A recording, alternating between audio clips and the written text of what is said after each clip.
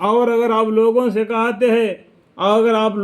کہتے ہیں کہ یقیناً تم لوگ مریں گے، مرنے کے بعد قیامت کے دن دوبارہ زندہ کیے جاؤ گے، تو ان میں جو لوگ کافر ہے وہ قرآن کے نسبت جس میں بعض کی خبر ہے، یعنی غیب کی خبر ہے، بعض مطلب غیب کی خبر ہے، کہتے کہ تو نرے صاف جادو ہے، ہم مریں گے کوئی پیدا ہوگا، اور مریں گے کوئی پیدا ہوگا۔ اس طریقے سے یہ لوگ ڈیتھ اینڈ لائف میں پڑے ہوئے ہیں، لیکن دنیا کی زندگی ایک ہی مرتبہ ملتا ہے کہ منا خلقناکم وفیہا نعیدکم ومنہا نخرجکم تارۃ اخری۔ اور اگر تھوڑے دنوں تک مراد دنیا زندگی ہے، ہم ان سے عذاب موعود کو ملتوی رکھتے ہیں کہ اس میں حکمتیں ہے، تو وہ تو ان کا استہزاء کے کہنے لگتے ہیں کہ اس عذاب کو کون چیز روک رکھی ہے، جو عذاب آئے گا کر کے پیغمبر بتاتے ہیں، تو بولو وہ عذاب کو کون روک کے رکھا ہے، آؤ کا نا۔ اس طریقے سے وہ لوگ بولتے اللہم اغفر۔ یاد رکھو جس دن وقت موعود پر اور عذاب ان پر آ پڑے گا تو پھر کسی کا ٹالنے نہ ٹلے گا، اور جس عذاب کے ساتھ استہزاء کر رہے تھے اور ان کو آ گھیرے گا۔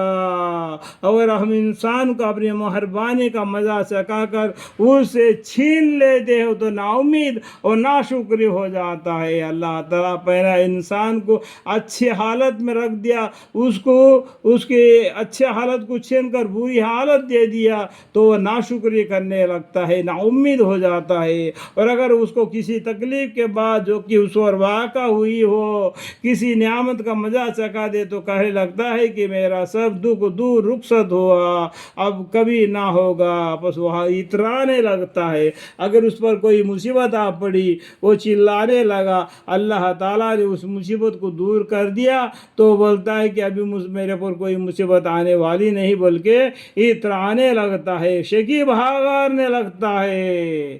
مگر جو لوگ مستقل مزاج ہے اور نیک کام کرتے ہیں ویسا نہیں ہوتے، جو نیک اعمال کرتے ہیں، اعمال صالحہ کرتے ہیں، وہ لوگ ایسے نہیں ہوتے۔ الا الذین صبروا وعملوا الصالحات اولئک لهم مغفرۃ واجر کبیر۔ نہیں ہوتے، ایسے لوگوں کے لیے بڑی مغفرت اور اجر عظیم ہے۔ اللہ کے سامنے جھکے رہنا، عاجزی اور ان کی ساری کے ساتھ دعائیں مانگتے جانا، اے اللہ مغفر لی، یا اللہ مغفر لی۔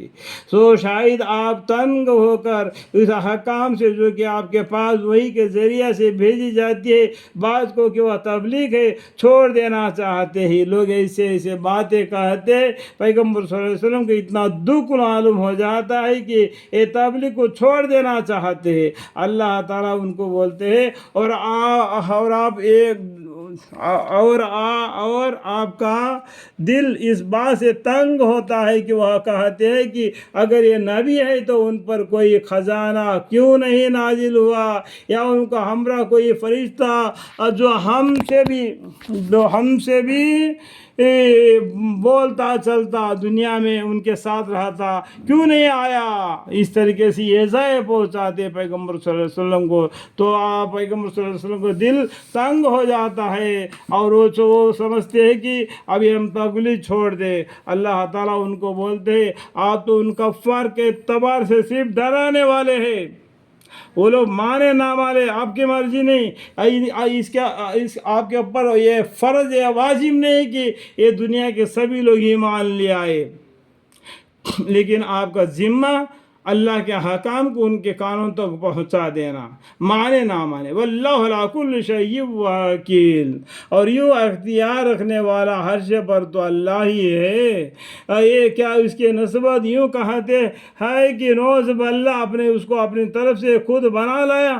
اس قرآن کو بولتے ہیں کہ یہ پیغمبر صلی اللہ علیہ وسلم خود اپنی طرف سے اس قرآن کو بنا لائے اور آپ سے بیان کر رہے، اور جواب میں فرما دیجیے کہ ارے یہ میرا بنایا ہوا ہو تو اچھا تم بھی جیسا صورت جو تمہاری بنائی ہوئی ہو لے آؤ اپنی مدد کے لیے جن غیر اللہ کو بلا سکو بلا لو. اس طریقے سے پیغمبر صلی اللہ علیہ وسلم جواب دیتے ہیں کہ اگر یہ میں نے اپنے ہاتھوں سے بنا کے لایا ہوگا تو آپ کو معلوم ہے میں بے علمی ہے, ان کو علم نہیں آتا. اگر آپ لوگ سمجھتے ہیں کہ میں نے اپنی طرف سے گھٹ لیا تو تم بھی جن غیر اللہ کو عبادت کرتے تو ان سب کو بلا لو, ایسا ہم پلہ لیا ہو اگر لا سکتے ہو ان کنتم صادقین.